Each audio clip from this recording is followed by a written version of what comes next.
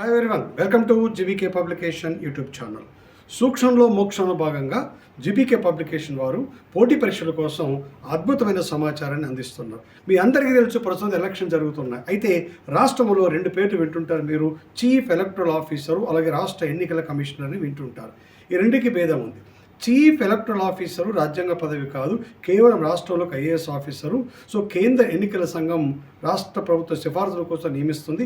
అతడు ఎమ్మెల్యేలు, ఎంపీల ఎన్నికలకు సంబంధించి చర్యలు తీసుకుంటాడు. అది రాజ్యాంగ పదవి కాదు.